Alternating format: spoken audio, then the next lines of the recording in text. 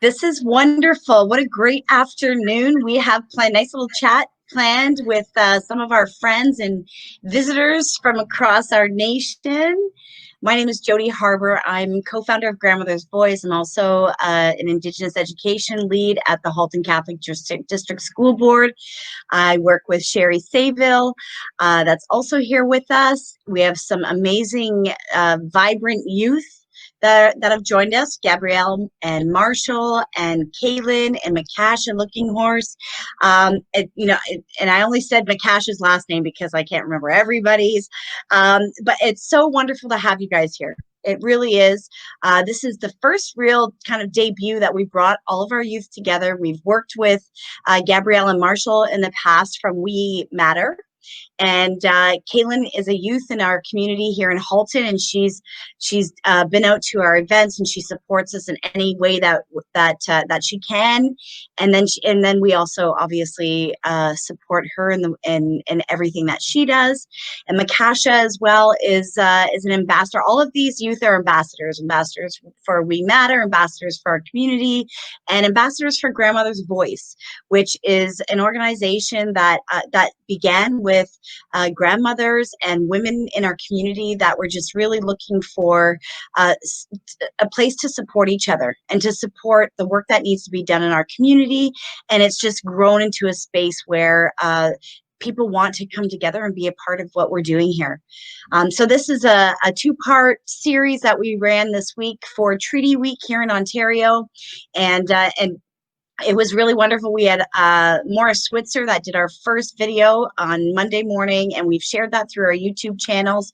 And we're here today to let the youth talk about what Morris's messages were and how he shared his knowledge with us, and then also really to give them that this platform to share their voice, because that's exactly what this time is about right now. Is kind of stepping aside and letting our youth step in and start to make things happen. And so we're really honored to have you here on the Speak Up and Empower platform, which again is another space and platform that a good friend of mine, Karen, has created for organizations like this and for people like us that are heart-centered, loving, amazing people doing this work from that space of love. So I'd really love to pass it over to my good friend and co-founder of Grandmother's Voice and my boss at the school board. I love to say that because she is a trailblazer, been a pioneer in Halton, and does this work so amazing. Her knowledge is great, and her friendship is like from the stars. And so I just, Sherry Sayville, thank you. And thank you for supporting me always and my voice and the work that I do. Thanks, Jody. It's always a pleasure to be on this forum, and it gets me out of my comfort zone as well, because it's not something that I would normally do, is go on live and interview people. So we kind of complement each other, I suppose, and get outside of our comfort zone. Hello, everyone. I'm Sherry Sayville. I'm also, Cree from Treaty 6 territory, since we're talking about treaties. Treaty 6 is in Saskatchewan and extends to Alberta, and it was signed back in 1884, 1886. And and here, this is what we're here to talk about. We had a lot of within our numbered treaties. We had an awful lot of treaty promises that have never been uplifted or upheld. I'm sorry. As well as certain things that are happening around the world today or in our country today that those treaty promises aren't being upheld. So I'm so honored to have each and every one of you here. We talk about the land of our ancestors, and I said that I am Cree from Treaty 6 territory, but I also have settler background as well. My father came from England, but he died when I was quite young, and so my mother is the one that raised me. So I'm raised by my mother and her teachings and her experiences. My mother is also a residential school survivor, and I'm also a 60 scoop kid. So I was taken away from her when we were quite young. So there was an awful lot of things that was happening in our lives as well that I never learned. I never learned about the treaties when I was younger. I never learned about Indigenous education like we are. And I know that Morris Switzer had talked about, this generation now is the first generation ever in Canadian history to learn about treaties, as well as Indigenous perspectives, culture, things like that. That's really, really important. So I'm going to ask Gabriel and Marshall to introduce themselves as well, if you don't mind.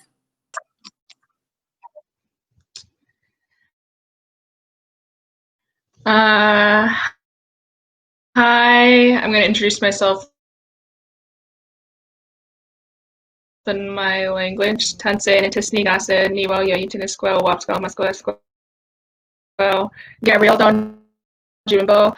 Hi, my name is Gabrielle Don Jumbo.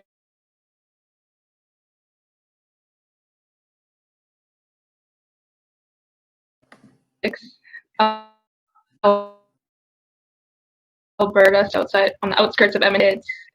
I literally say this all the time when I'm engaging in these important conversations that need to be happen. And I'm just super, super excited and blessed, and I just can't wait to talk with you guys. It really uplifts me, and I really love to be around people that you're cutting out, Gabe.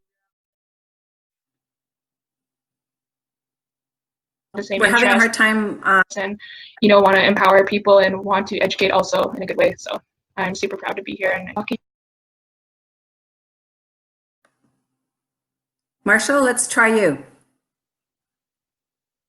Your Wi-Fi keeps on cutting in and out. Hi, family from both northern communities in Manitoba. Oh, are we How about now? Okay, hold up. Let's see. Do you have everything off? Can you hear us now? Yeah, we can hear you. Hello. Hi, Gabriel. I'm Marshall. Go ahead. Okay, all good. You heard Gabrielle introduce herself?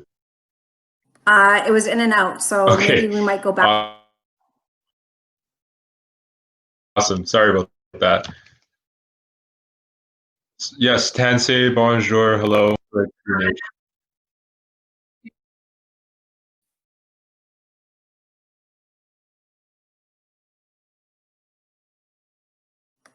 Oh, technical difficulties. Let's. Did we get that? No. Okay, about. We'll come back to you, and I'll get Makasha to introduce herself, and then we'll come back to both you, Marshall and Gabriel. Hello, Makasha. Would you mind introducing yourself and where you're from and the reason why you're here? Okay. Sego everybody. My name's Makash Looking Horse. Sego Swegwego Makash Yats Gahaga Nugo Hunjoda Wakatahuni. Six Nations Dino Ageno. Hi everybody. My name is Makash Looking Horse, and I live in Kingston. I'm Mohawk and Cayuga. I'm Mohawk Wolf Clan and Lakota. My father's Chief Orville Looking Horse, and my mother's Dr. Don Martin Hill. I grew up mainly in Six Nations, but in the summertime, I usually go to my dad's for the summer in South Dakota. And yeah, I am a student at McMaster University, level 4 in undergraduate Indigenous Studies. And I am a host for Oneganos Let's Talk Water that happens every Thursday at 7 p.m. on Oneganos Water is Life Facebook page. So you can watch us live every single Thursday, and we talk. We have a variety of things that we talk about that has to do with climate change and water, yeah, I think I'm super happy to be here, and I'm happy that Grandmother's Voices exist. And I'm happy to be a new ambassador for them. And I'm excited to continue this journey and learn more about what we do and my roles. So yeah. Thank you, Mikasha. Marshall and Gabriel, do you want to try again? Gabrielle.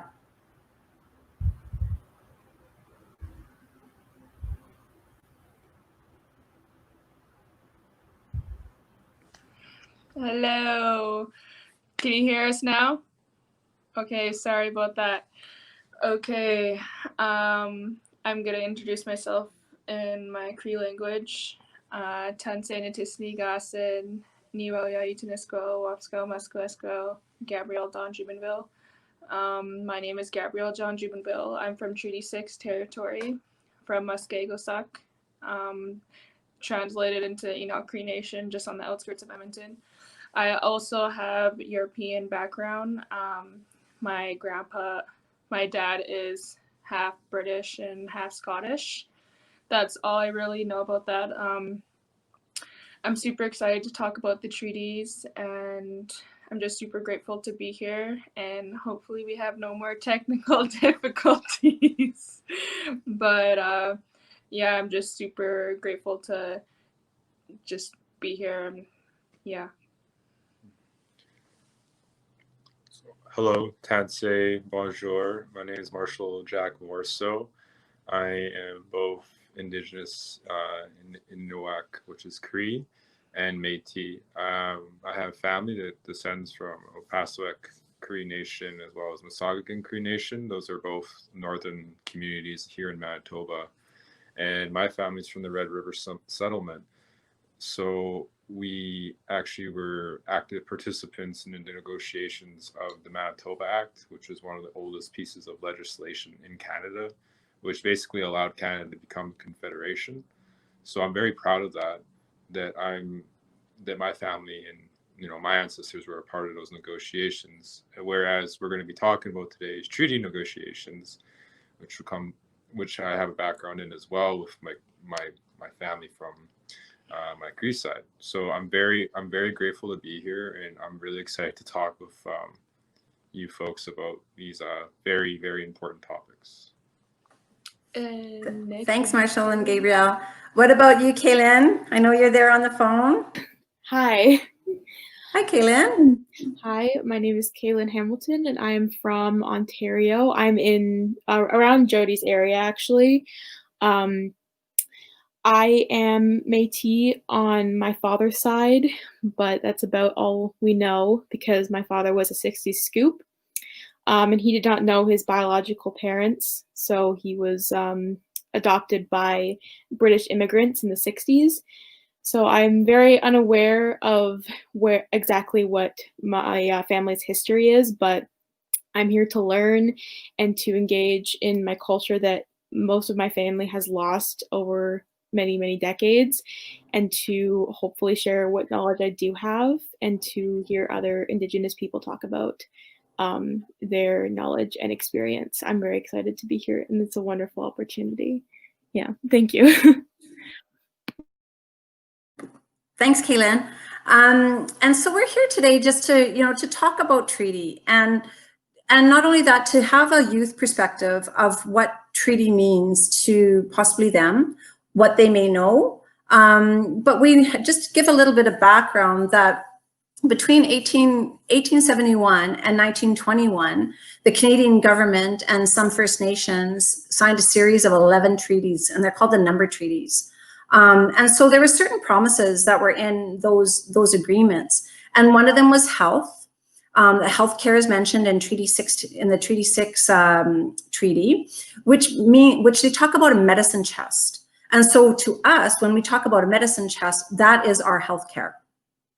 And we have education as well in the numbered treaties. And the government promised in the numbered treaties for maintaining schools on our reserves and paying only for the teachers' salaries and to simply provide the education for First Nations kids. We we wanted education, but we didn't want residential schools. We didn't want our kids and our families to be ripped apart and taken away. Also in those number treaties is the hunting, fishing, and trapping. All numbers treaties stated that First Nations people have the right to hunt and fish and to trap on surrendered areas, and except on land taken up for settlement. So, you know, and that's a different thing, mining, lumbering, and other government purposes, but we had the right to hunt, fish, and trap. And we also had land. Land was given in specific numbers of treaties, and it depends on how much land, depends on which treaty area that you're in. So in my First Nation on Treaty 6, every single member was allotted 32 acres a person. So that made up the reserve in a sense, right? And then also in our area in Treaty 6 territory was annuities. We were promised $5 a year at forever, right? Which has never gone up in inflation. So $5 a year doesn't really buy you much, you know, these times, right? So, you know, I just want to just touch base on those kinds of things, because sometimes people don't really understand what's in those treaties. And now we're having the opportunity to be able to speak about those treaties in schools. So I guess I'm going to ask Marshall and Gabriel first. What kind of education did you get when you were younger, and you're still young, but when you were in high school about treaties, aside from what you already know from your families? Go first. What I can say is I never really got an education on it. I've been in Catholic schools mostly my whole upbringing. I don't really remember any talk about treaties. I probably have heard the word a couple times, but not in school. Definitely apart from it. When I started to learn about it, like I knew the effects of what it brought to my family, and more so I noticed it started taking an effect in my life as like during now when I'm in university, and like when you're in Native studies, right? Like it's just playing out right there. I do have a passion that it should be taught at the youngest ages. I'm all for that. And yeah. And likewise for me too, like it wasn't taught to me in my younger years in schools. Like I grew up here in an urban environment, so there wasn't much taught about really anything about Indigenous history, treaties. They did, however, in high school talk about the residential school system, but even that was sort of not talked about in the right manner it should have been. It was very just triggering, and also very insensitive the way the teachers kind of talked about it. And yeah, like I said, treaties was something that wasn't really that I never had the chance of learning about in school. I guess I can also relate to the residential school. It was talked about in a religion class one time in grade 10, and I never really grew up on the history of it. I did go to a ceremony when I was lucky enough, because my cookum is a residential school survivor. And she had my mom when she was in residential school, and she was taken away during the 60s scoop. And like I was lucky enough where my first three siblings weren't as lucky, because in that time period that my mom had them, they were put into CFS for probably 10 years of their life and so on. So like I guess going back when I was in grade 10, that little girl when I was 15, they're saying, how did residential school help us? And one girl raised her hand and said, Natives are all drunks and alcoholics. And I raised my hand and I said, you just called me and my whole family drunks and alcoholics. Like, and the professor, the high school teacher didn't even do anything. And he said, like, everything's a religion except the Catholic Church. Like, how ridiculous. Like, we're, you know, I guess we're supposedly in the 21st century. And yeah.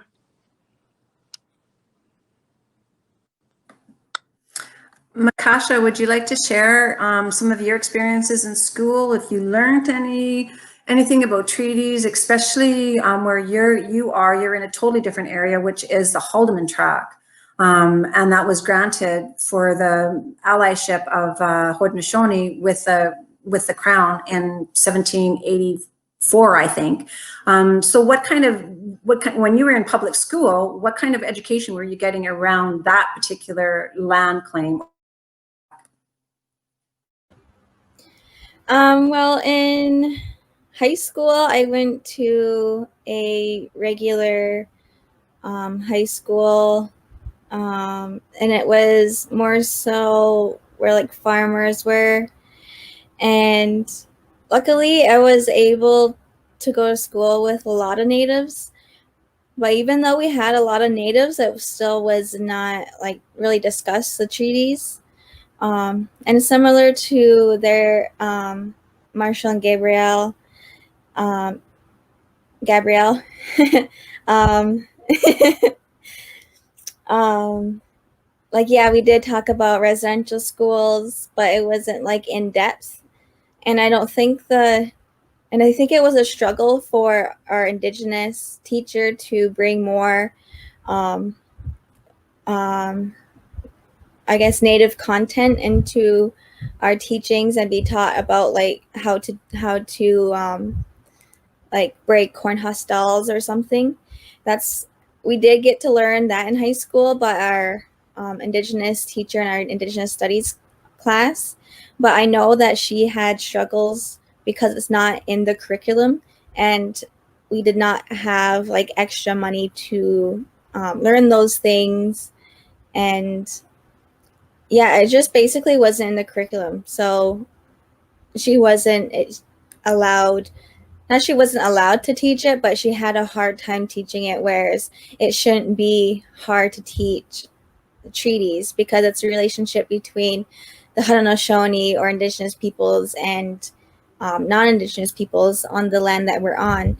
And everybody, it should be taught in the history class, and it should have been taught to everybody.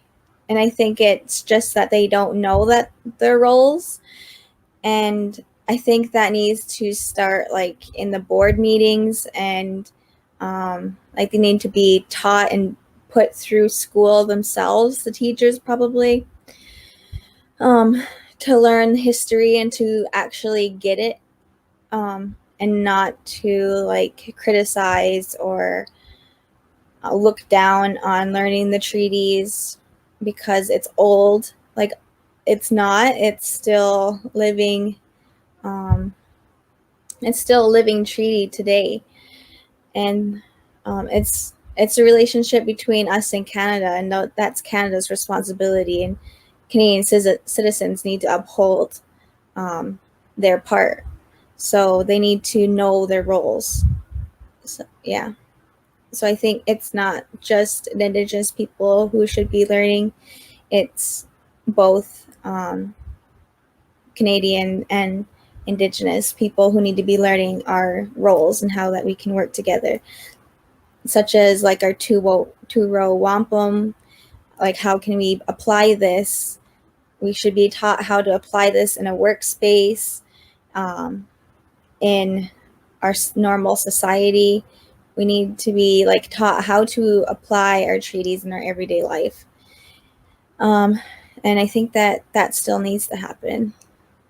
And if it was taught in high schools, I think like you would learn how to do that because you're becoming an adult. You should know how to do that.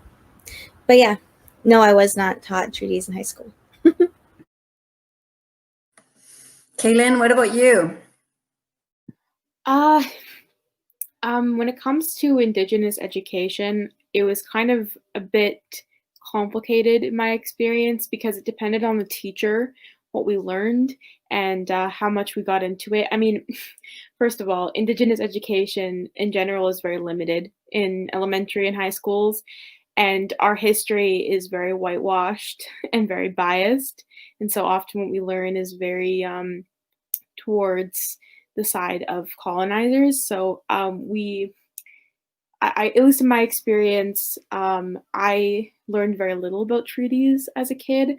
What we did learn about was some practices, like ancient practices of Indigenous people. We did learn that to a certain extent, but when it came to actual treaties, I don't think I learned about that until maybe grade 8, because I had a very wonderful history teacher when I was in grade 8 who was very passionate about Indigenous issues and teaching about the history of Indigenous people. It was a very interesting class, but until then and even after then, it has been very limited. I'm in grade 11 now, and still it's only ever really been that teacher who's gotten into treaties. It's often kind of glazed over, I think. The history of Indigenous people and treaties and all of that subject is kind of glazed over in a lot of history classes. I've definitely had teachers who don't mention it at all. So I think it's something that needs to be talked about when it comes to the board education, to implement more, not just like Indigenous people into the board and as teachers, but people who have experience with education and making history classes to be less whitewashed.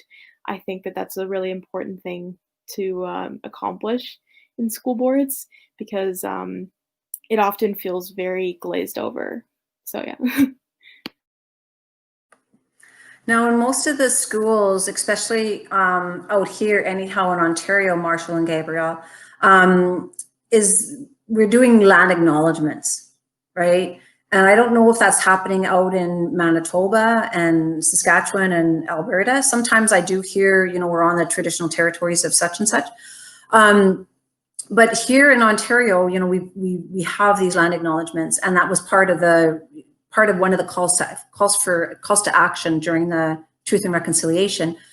But sometimes it just becomes words, right? You know, I can recite our land acknowledgement, you know, but what does it mean, right? So within our land acknowledgement with Halton, as we know it, is rich in the modern traditions of many First Nations, the Haudenosaunee, the Attawattaran, the Potawatomi, and the Métis. And the history is steeped in Indigenous history, from the plants, the waters, animals, right? And we come in solidarity with the stewards of the land, who right now are the Mississaugas of the Credit. But yet we know that there's been many, many people that have made Southern Ontario, what we now know as Ontario, home. And so what we're asking, you know, our board at Halton Catholic is to go deeper with your land acknowledgement. Make it personal. Make it look, have an understanding of somebody's land was taken away for you to be here. Right. We know that there was a pass system, well, not pass, but there was land that was given away to settlers when they first came here. They didn't have to pay for anything, any of the land, just as long as they cleared the land in a couple of years. We know that up in the Haldimand tract, that there was an awful lot of squatters that were along that track. That numerous times the elected the hereditary chiefs had asked for protection from the squatters, but yet there was, like somebody had said, this is Canadians' responsibility, Canada's responsibility, and the rest of Canadians to learn this. And you know, and I just want to get your opinions about what the land acknowledgement means to you as young Indigenous folk. And how that can be really unpacked more than just reading the words. Kaylin, do you want to go first this time? I can, yeah. I have a kind of an interesting experience with land acknowledgements, because I actually implemented the use of land acknowledgements in my middle school, which was a great accomplishment. But I've run into a lot of issues with some principals and other teachers and things like that who are very reluctant to implement land acknowledgements, even though it tend to be required in school announcements.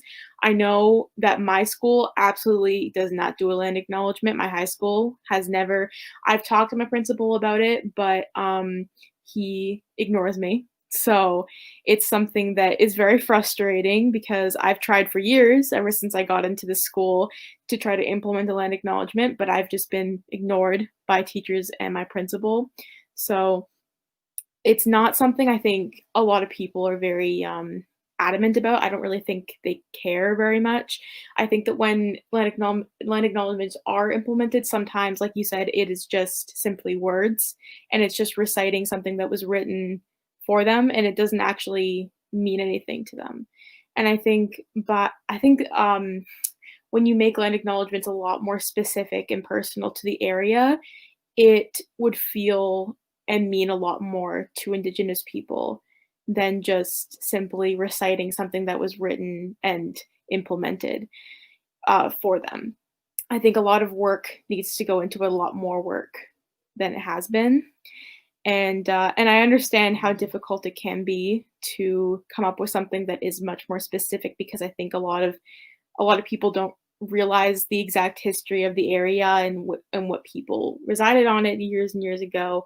But I think that is something that we need to, start educating and learning more about is our specific areas and what, different nations lived exactly where we are and what land we reside on specifically. I think it's important for us to recognize that it's something that we need to learn and not just know generalized information because it's important to recognize the specific people that lost their land to us. So, obviously, I also have European background. So as much as I am Indigenous, I am also European, and my ancestors were also colonizers. And so even as an Indigenous person, it is still important for me to recognize the people that lost their land and their rights to my ancestors.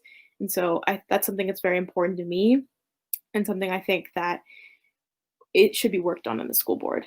But it's a bit difficult to understand how that would happen sometimes because it's a bit difficult to get people to listen at times. But I think it's something that we need to start a conversation about, definitely. Wonderful. Makasha, what about your opinion really about land acknowledgements, what they mean to you and from a personal standpoint, and should teachers and principals go beyond the land acknowledgement, like standing in solidarity with Indigenous people, those kinds of things? Yeah, I think that they should. My personal opinion on land acknowledgements, you're just kind of saying words and it gets like that if you don't put anything into action, if you don't do anything about it. And I think I can't believe that her high school is not implementing land acknowledgements just because they don't think it's important. If it's a policy, if it was made in policy, then that should be said. And I think it would help if it was tailored specific to the land that high school is on. But I know in different areas that might be a little bit contentious, I could say, right now anyways, sometimes in different areas, depending where you are. But yeah, I think if you're going to do a land acknowledgement and like right now, if it's in policy and they are doing it, then they definitely should be standing in solidarity with Indigenous peoples. They should be supporting their Indigenous students in every way that they can, because it's definitely not easy going to school. And we have to overcome different obstacles, and it's very, very hard, I think. And I think that, yeah, they need to like do something for Indigenous Peoples Day, and have those holidays and do something. I'm not exactly sure like what kind of things that they can do, maybe like support, like raise awareness if their local community doesn't have access to clean drinking water, if like basic human rights, if the community doesn't have those things, then advocate for it. or advocate for it all year and bring it to people's attentions. And they don't even have to do that like just as a high school for the land acknowledgement. I think that should be done as like Canadians, because that's what that's what our friendship is supposed to be. Like, we help you, you help us, and since you're on our land and took all of it, I think maybe you should help us have clean drinking water and proper housing and things like that. So yeah, that's my little bit of thoughts. Thanks, Makasha. And Martin Gabriel, you know, what is your opinions about the land acknowledgement and the importance of it, and as well as going beyond that land acknowledgement and standing in solidarity with Indigenous people? Yeah, I think that the land acknowledgements, if they are like, they have to be made meaningful and not as used as sort of like a as a token, because often I find it's very tokenized. Like here in the community, they'll hold events. They'll bring in a speaker to do a land acknowledgement, say a prayer, and then like that's like it. There's no like future discussions about like about how we can actually help like Indigenous people, like where about like how can we support their causes, and like Makasha said, you know, those communities that are suffering, you know, like, are we just going to acknowledge the land that they're suffering on, or are we actually going to help them? So I think it's it can go both ways. And as far as like how I personally feel about it, I think it's a good step towards like understanding like the land that you're on, and like the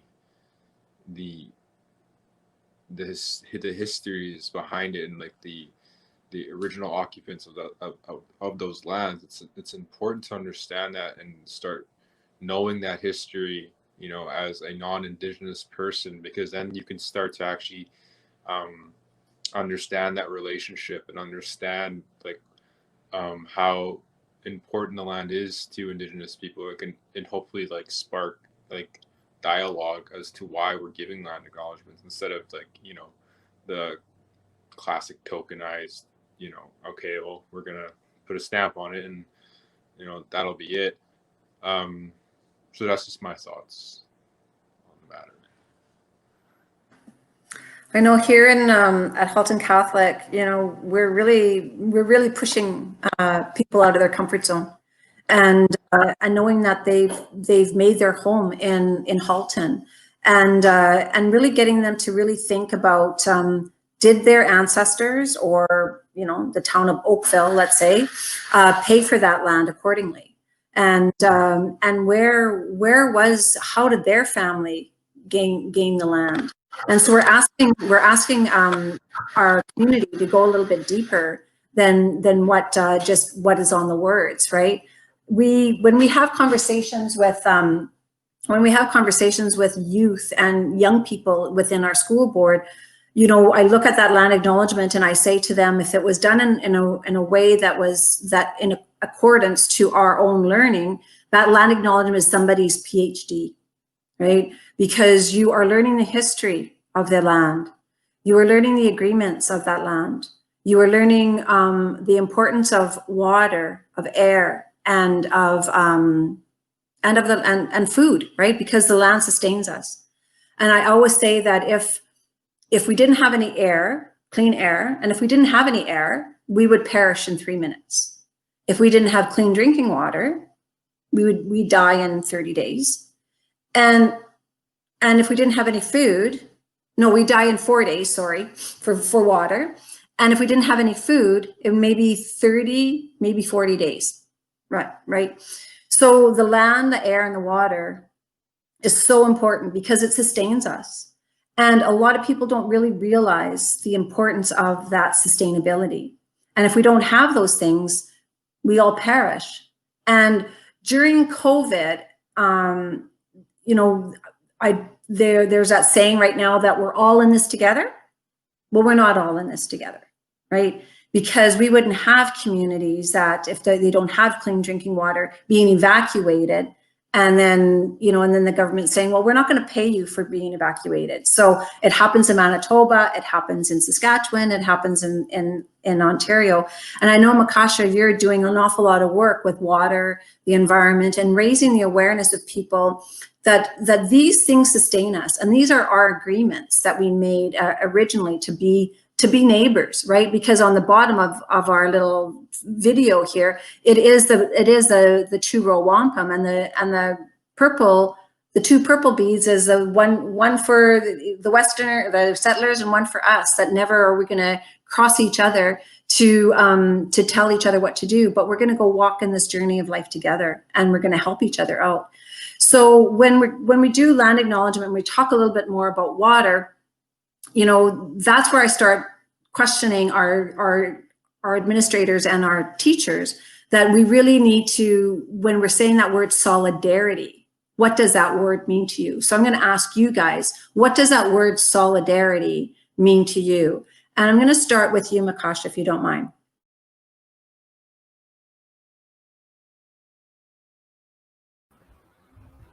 I think that,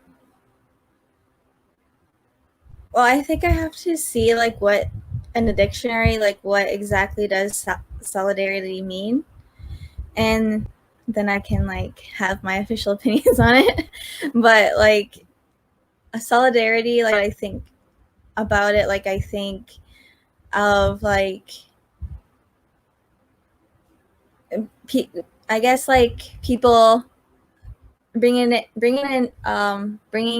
issue to their attention, and I'm not too sure, like what does solidarity actually mean? To me, solidarity means standing shoulder to shoulder. Okay. It means, like, you know, if there's a situation in a community, I'm going to go there and I'm going to help. I'm going to do whatever I can, whatever it takes, in order to uplift my agreement of the two-row wampum, of being friends, of friendship. So Okay, yeah. Yeah, I know that different races have stood in solidarity with Indigenous peoples, and one example that I can think of is Standing Rock. When my father was there, and so was my brother, and I was there in the summertime, and there was a lot of different people from all over the world that were there, and that was standing in solidarity to me, when people actually showed up and participated in the fight for clean water, basically. And so it, like, because that shouldn't have been happening, and the more people that were there and the more solidarity that people showed, it brought it to a global attention from around the world. And now everybody knows like what Standing Rock was, because it was a moment in time in history that all of these people stood in solidarity and were there, and they were taking bullets, they were getting pepper spray, there was dogs, it was freezing cold in the winter time, and just going through all of those hardships that Indigenous people have to go through just to have clean water was standing in solidarity. Because that is, I don't know how much closer like you can get to standing side by side with us and helping us fight for clean drinking water.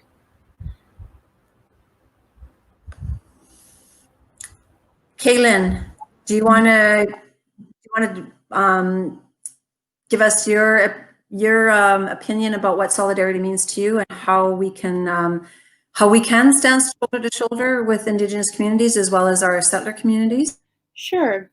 To me, standing in solidarity with others is essentially supporting, uplifting, and standing with other people who are different than you. So my experience with that is a lot of Indigenous allies that I've met who are very upfront in supporting Indigenous voices. I think it's important when it comes to standing in solidarity with other minorities is to not speak over other people, but uplift the voices of Indigenous people who need to be heard. I think that's really important. While I don't have specific experiences like that, I have met a lot of really wonderful white allies in my life who have gone. One example is my mother, actually, who's a very vocal in grandmother's voice along with me, and is pretty close to Jody. So that is, it's very wonderful to have people like that in our community and who are there lifting up young, and especially young and youth Indigenous voices who are standing. That's solidarity means to me, is standing with other people who might not necessarily have the same support systems or same privilege, and lifting up other people's voices. That's to me what that means. Yeah. Thanks, Kaylin. And Marshall and Gabrielle. I think solidarity means respect from nation to nation. We were all different nations before they came here, and they don't treat us like it. They don't respect. According to what's going on in Nova Scotia right now, I think it's absolutely ridiculous. And I also think even when we I didn't say anything on the land claims part, but it just goes back straight to education. I feel like it's kind of very backwards. We should be educating what is the actual events in the history that made Canada up was the treaties, the number of treaties. And I feel like it can be like a black and white and very gray area of how we come upon speaking to people, or what actually Canadians actually know. And yeah, I just feel like we're not showing respect. And also to like standing in solidarity, like we have, like as nations too, like we have to, practice it like everyday life, even if we're like on reserve or not on reserve, or if we're not on reserve, being that, like you said, shoulder to shoulder, standing by them in any way we possibly can in regards to what we can give, because we were all of us, I felt, were all nations that were on Canada before settler contact, were all very giving people in regards to that. So whatever we can, if we're not on the reserve, or if we're not with Nova Scotia, like how can we put forward to them so they can get the help that they need, because it's wrong. It's just absolutely ridiculous. And yeah. Marshall?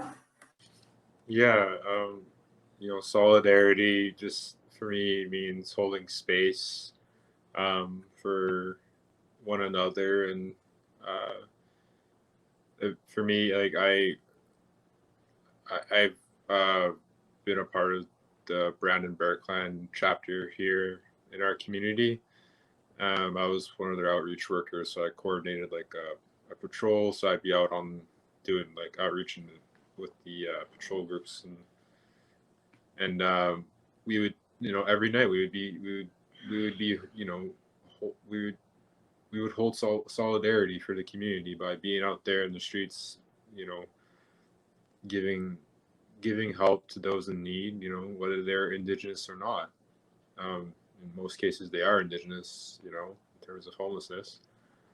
But it's just, it's just being there and meeting people where they're at, and like holding space, like listening to what they have to say, and amplifying those voices. Like Gabrielle said, what's happening in Nova Scotia, like we're not over there, but there are things we can do to help support. And there's a number of ways, and yeah, I think standing shoulder to shoulder really, really is powerful. That's a powerful way to describe solidarity, because it's those simple things. And yeah. I have been doing this work for a little while, and I understand about this much, and but when it comes to the land, the treaty, Supreme Court decisions, and yet there's Supreme Court decisions in the Marshall case, which is out in the Mi'kmaq territory in Nova Scotia, that the Supreme Court said, you have the right to make a moderate living. And when I wake up every single morning, Canada breaks the law every single day, right? Because it doesn't uphold those agreements that it already made. And when you're not upholding a Supreme Court decision, that is a huge problem that comes at the hands of Canada. And Canada needs to be held to account. And I think sometimes that if we get too much education as far as what the land and the Constitution and all these other things come to be, right, and play out, then there's more people in solidarity to understand the history, to understand the Supreme Court decisions, and to really hold Canada account. And so I know just like a small little bit about land claims and about what's going on in the country, but I do want to, there is a level of responsibility and there's a level of fiduciary obligations that the federal government has to Indigenous people because they've signed those treaties. And then when we sign treaties, and if Canada ever signed a treaty and reneged on its treaty, there would be the United Nations to go after them, and there'd be some sort of process. But yet when people don't understand the process that are already here, that Canada is not living up to its obligation every single day, that becomes a problem. And so we have situations that are in Nova Scotia that is horrible situation, that there was very little in the way that the RCMP even acted on protecting people, but yet they used such brutal force to the out in BC and spent over $18 million on forcibly trying to remove people from the land, and as well in your area, Makasha, as well, with 1492 land back lane. And villainizing us, right? And criminalizing us for standing up for our land.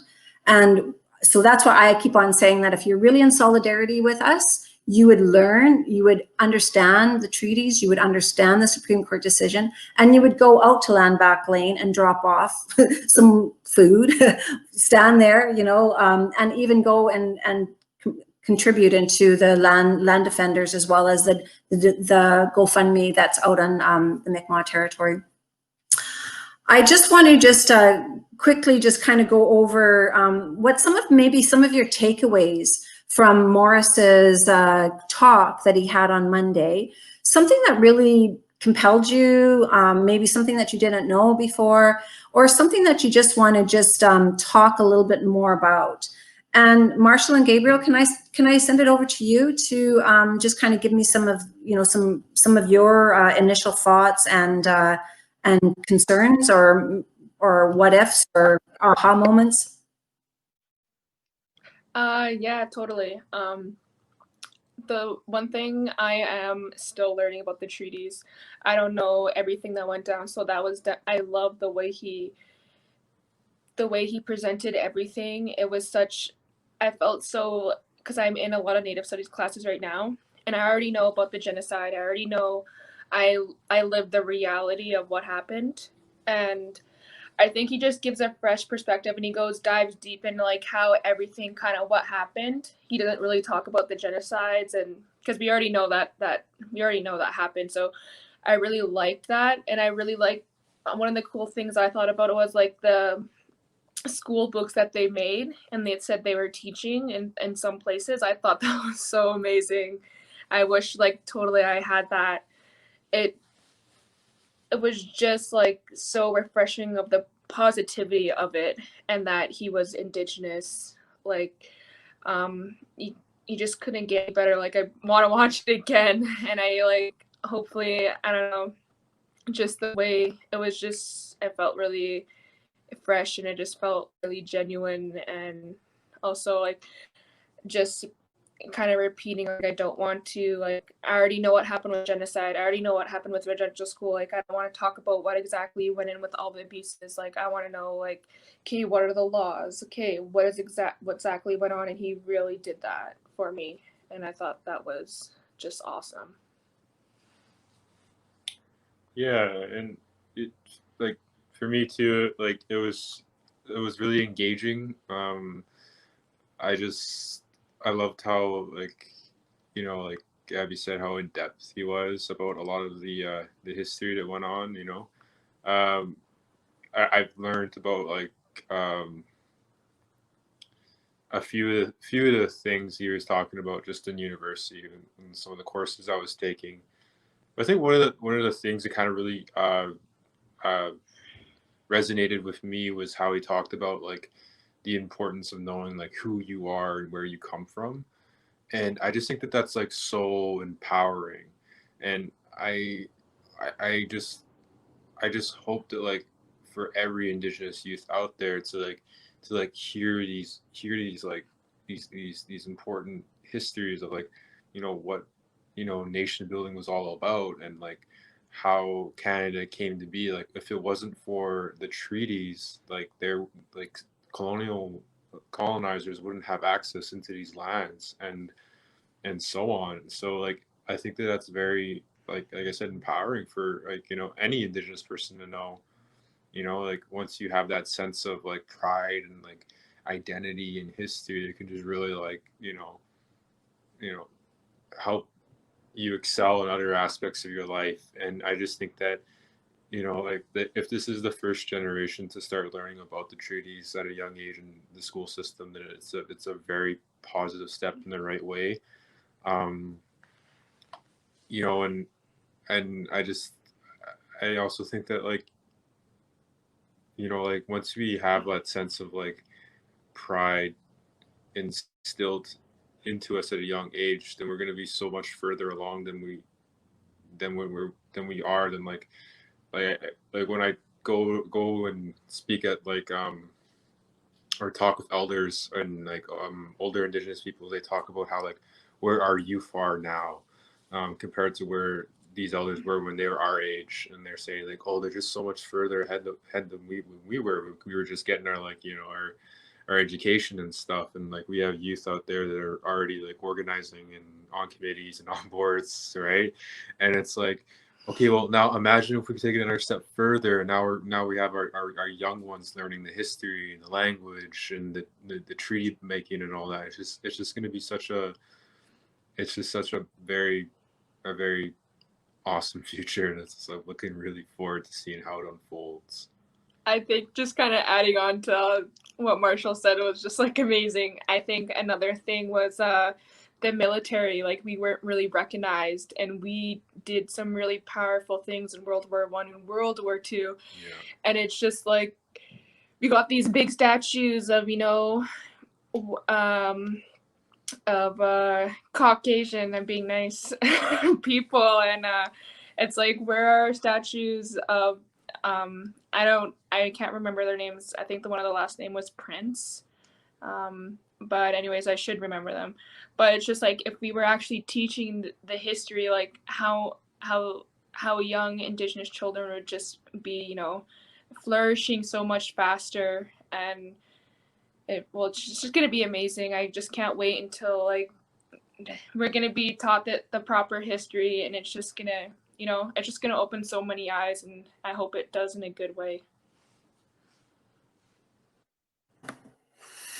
Makasha, what was some of your takeaways from Morris's video, and if you have any other insights as far as a young woman who is doing the work, as well as your series that you have with environment and water, because there was some key things that Morris was saying in there as well that probably resonated with you.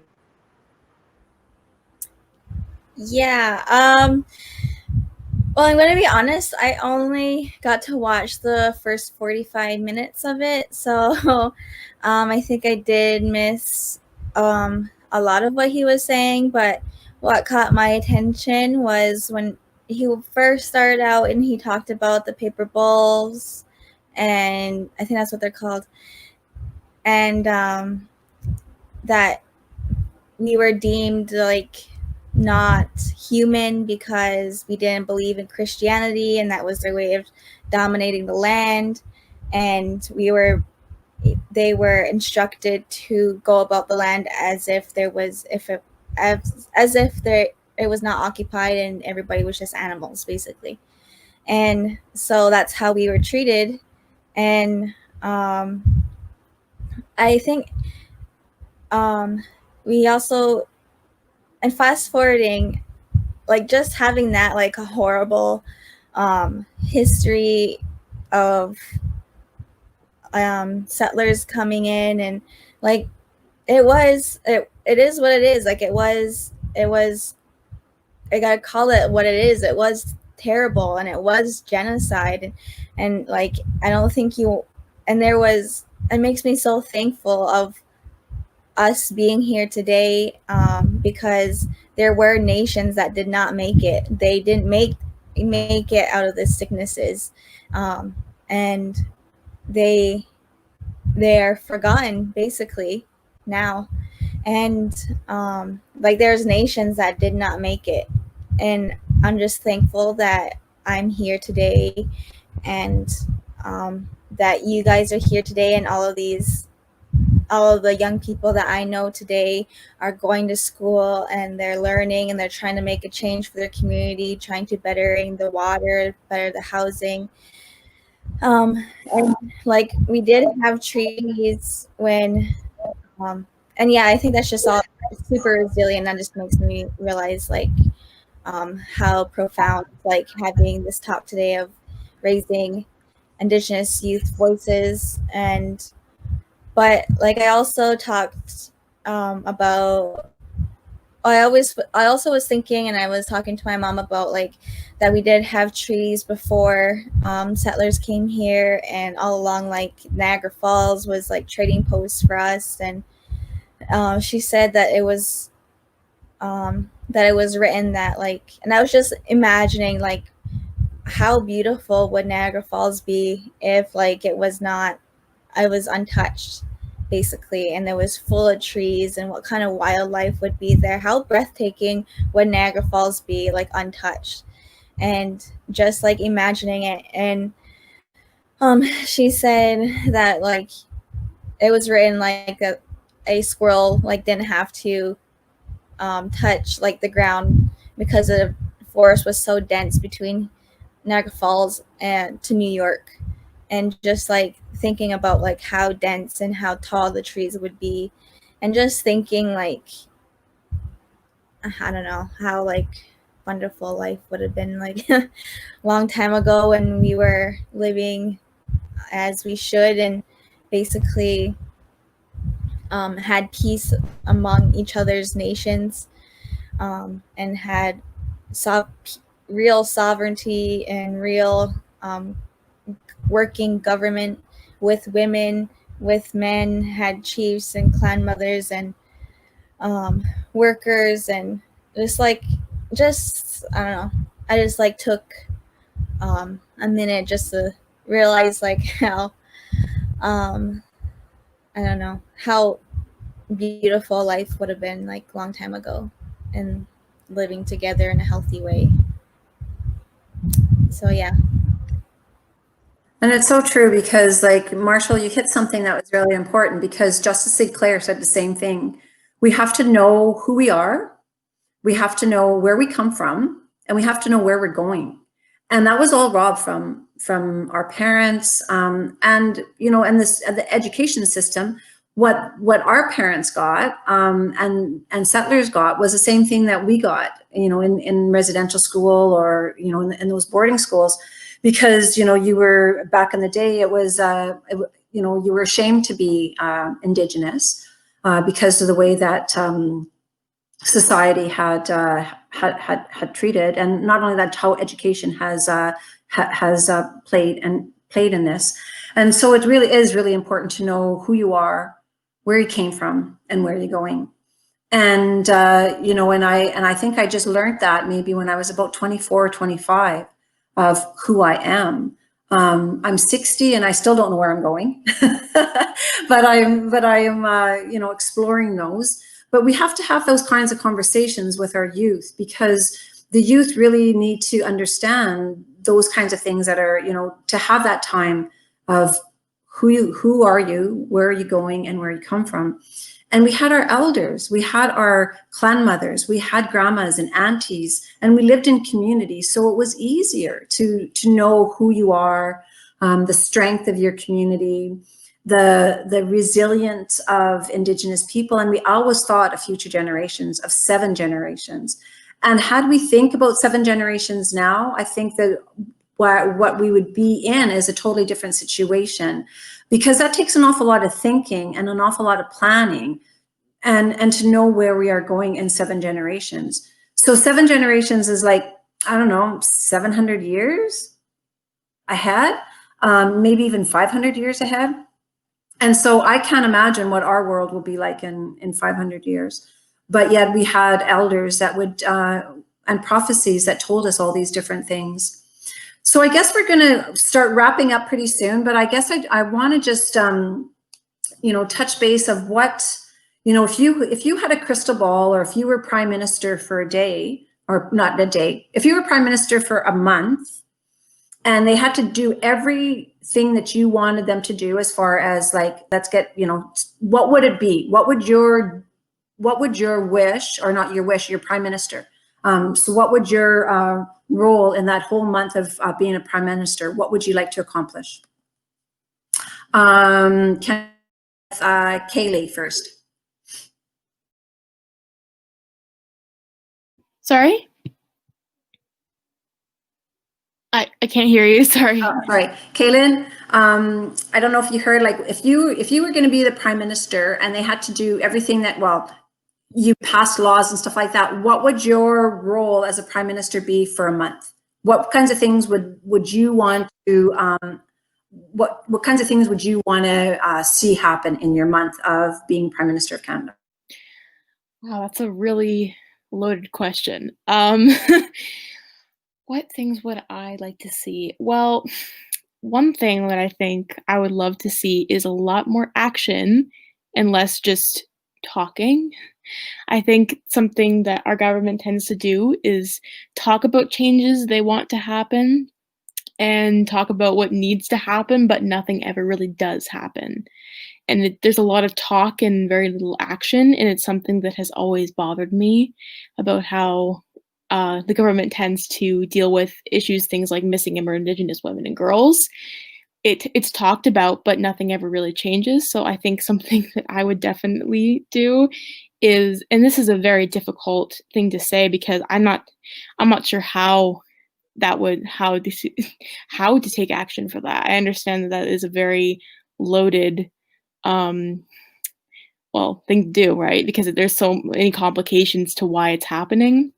But I think the first step is to actually start looking into corruption within our police forces, especially within reserves, and looking into why these cases are happening and why they're not getting solved and why they're being put to rest, and looking into the specific cases that we know of and starting from there and breaking down why these kinds of things are happening, because there is a reason. It's a lot of these cases are being ignored by police forces and the government because they are Indigenous women. So, they're found dead and they're immediately declared as accidents or overdoses, and they're not looked into further. So I think something that would have to be started with is definitely looking back into these cases and figuring out what actually happened, and looking more into corruption in the police forces.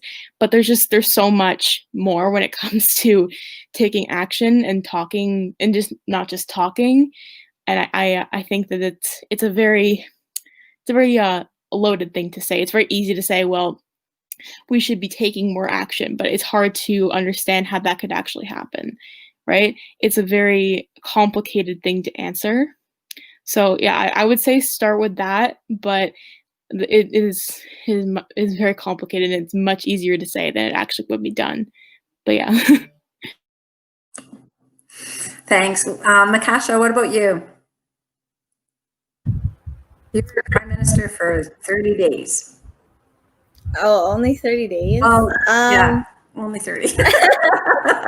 I was going to say a day, but I thought, let's do 30. Let's do 30 days instead of just a day. well, I would hire as many Indigenous women as I could, and I would implement the United Nations Declarations of Indigenous People, UNDRIP, and change all kinds of laws. I don't know. I get all Canadian, all First Nations access to clean drinking water and proper housing. And if there's any kind of land disputes like Nova Scotia or here at Land Bank, I would just give it to the natives because that's who it's properly supposed to go to. What else would I do? I don't know. I think I would praise Indigenous people up and make their voices heard and seen because it is their land, and make it so that Canadians are more grateful and raise our voices up in every single workspace. Make it a policy that we do land acknowledgements, but not also land acknowledgements, but stand in solidarity with the surrounding Indigenous communities. Yeah, and a whole lot of other things. I would not. That's awesome. I love it. And that's all in 30 days, and it can be done. Just have to pass those laws. Marshall and Gabriel. Okay. I would first dip in right into the education and history books, and I'd make sure we're all heard, and I'd be changing all those systems the way we teach, because not one size fits all.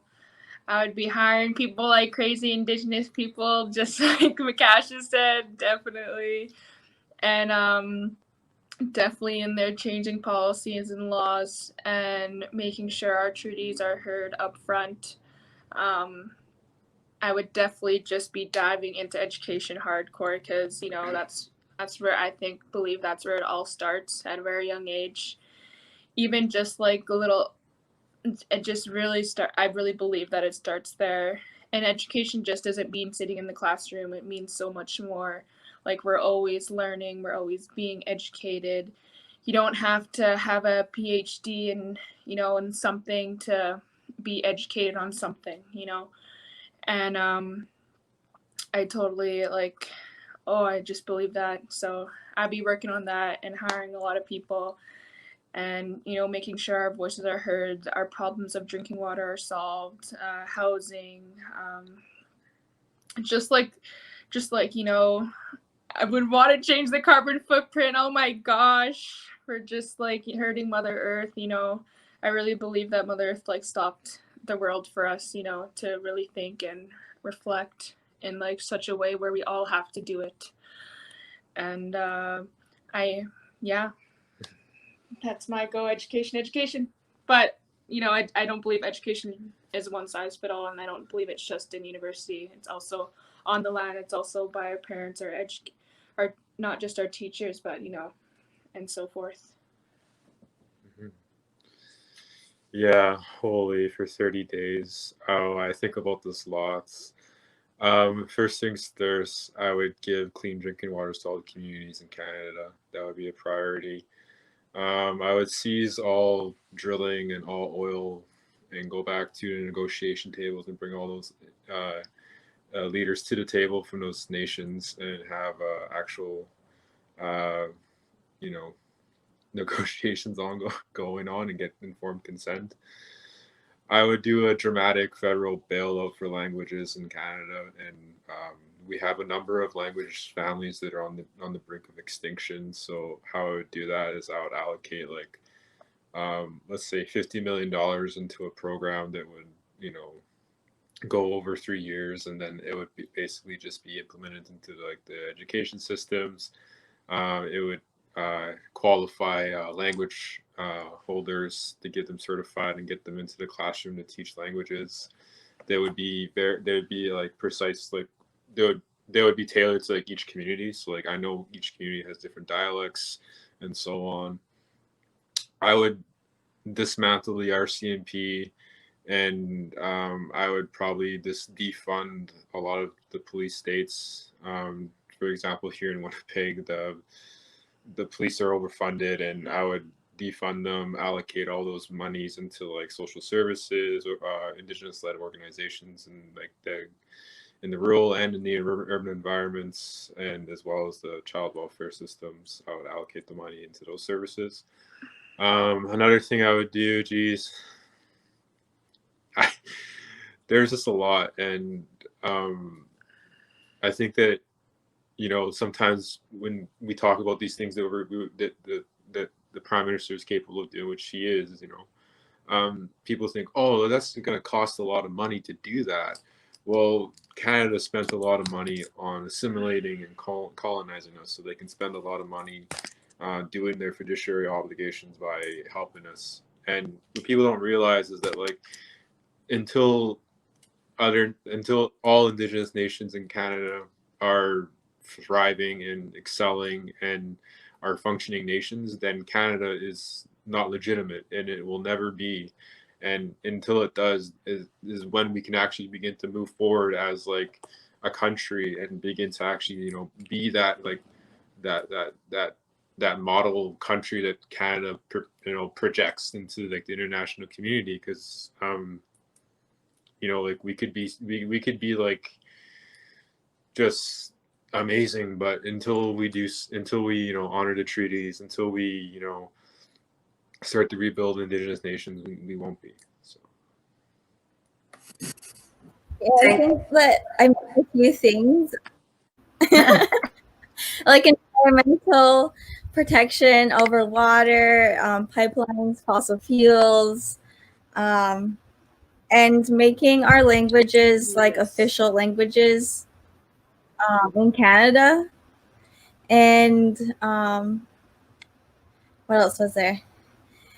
Settling all the land claims that we have, because right now, like, we have so many land claims that Canada just does not like want to go proceed with, and is not going anywhere. And like they shouldn't be doing that. Like we need to settle these land claims. So like settling all of the land claims, and I don't know, I like immediately like he said it, like stop like fossil fuels. I think too, just like kind of adding on, especially in the time that like we're in right now, like we have a lot of conservative parties saying and leaders saying right now that, like, you know, our economy's dropping, like, you know, money, like, you know, we're not gonna have enough money. It's like, yeah, money runs the world, but you know, if a catastrophic event happened, you know, like we're gonna be surviving on the line. We're not gonna be eating money, you know. And it's just like, imagine if we worked all together and we used, you know, everyone, and it's just, that's what we did. It wasn't just, this is what like I think of like symbols or like pictures. This is what like the hierarchy of like what now is today's society, like a human on top, and then like we are a circle and everyone is in this circle. Every being that is living and breathing Mother Earth, you know, I just truly believe that. And you know, we can't eat money. Let's eat the rich. I'm just kidding, though. Just kidding. I have to say that it has just been so amazing to listen to you guys. Like I'm so honored. First, I was so moved listening to all of you, teary-eyed a little bit. I was throwing some words in the chat. I took some notes. I'm so proud. Sherry, you were awesome. She's such a great facilitator. Me, I'm all over the place. I get all emotional, and then I get sidetracked, and I don't even, you know, I can't remember things, because this is such a passion, right? This is my purpose. I have some people and you know, energies to acknowledge for making all of this happen. But I just, you know, can I answer that question, Sherry? Because you know me, right? Like my husband's Oh in the yeah, background. Jody, what would you do if you were prime My minister? husband's in the background going, oh no, you're gonna let a woman be in charge. Where's that button? You know, and the first thing I thought of was like, I want to be that Truman Show, right? Turn every TV, every phone, every computer, everything on the four of you. right? Because everything you talked about was so amazing.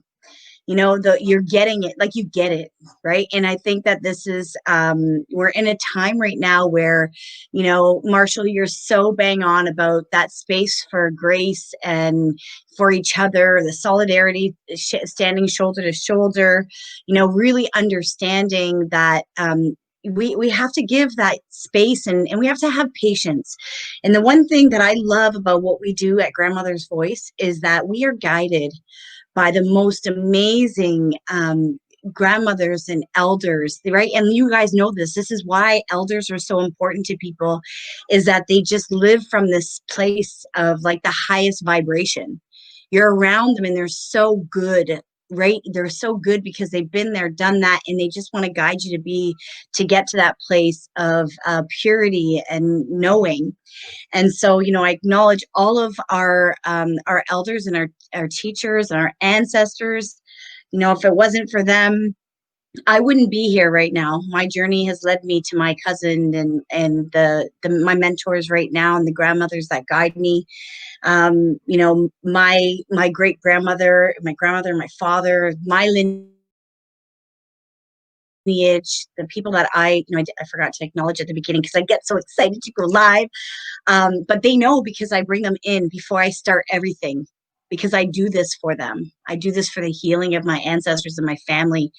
And I know that. And I know that that's what all of you do. And from my heart, I want to thank you for being able to take this time in this space to be vulnerable, to have these conversations, because you had no idea what Sherry was going to ask you.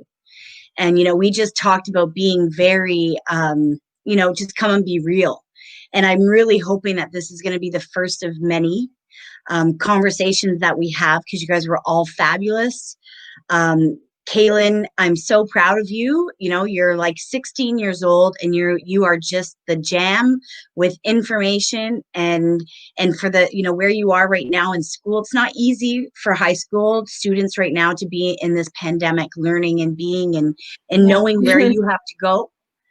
And so I appreciate you taking the space to be here, and for the, you know, Makasha and Gabrielle and Marshall for being a support to her as well, because this is what this is about. This is what these platforms, this is what the mentoring, right? The bringing the youth together. And so, you know, I don't want to keep talking because, you know, I can. I just want to also shout out to our sponsors. Marcus from the Oakville Public Library here. He is such an amazing ally, brother to the work that we do in our community. And then also all the school boards that we collaborate with on a regular basis, from all the Catholic school boards in Niagara, Hamilton, Waterloo, St. Clair, Windsor. Amazing, and all of the people in those communities that continue to support the work that we do. Remember this, right? Everything that you guys said about the grace and the patience, education, learning. We really have to be patient with all of the people that we spoke about. You know, we have to understand that everybody's learning too. So, you know, and all of this, thank you so much. And Sherry for being like an amazing friend and making all this happen. I don't know if you want to sign off. Karen for providing Speak Up and Empower's platform. This is just, this is awesome. Can you imagine if we were on everybody's TV in all of Canada right now? I think the world would change tomorrow. Our world. No, I just want to say the same thing. Like, I'm just so honored that I was able to be here in the space with all of you. It's just wonderful to hear the youth perspective and youth voice, because that's really important.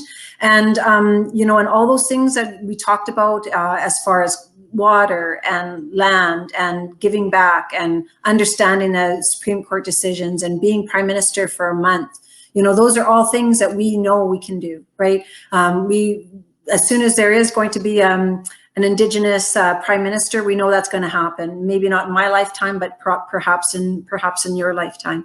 And it'll be just wonderful to have all those things that we talked about of having clean drinking water, because it's not Indigenous people that have that are dirtying the water. It's corporations that go up there to rape the land, to take the resources, and it's them that are making the dirty water. So you're making sure that those corporations have an obligation. But I just really want to say thank you from the bottom of my heart. This is amazing, and I'm so inspired by you guys, and I'm so grateful that we're going to be able to have another conversation soon. Thanks. Does anyone like to say anything before we go? I think the Indigenous Prime Minister is going to be me because I got asked to run for the Green Party. So I'll just climb my way up there and Yes. Yeah, right on, girl. I love it. the Green Party. Right on. Okay, thank you, everyone, and we'll see y'all soon. Nyawa. Thank you so much.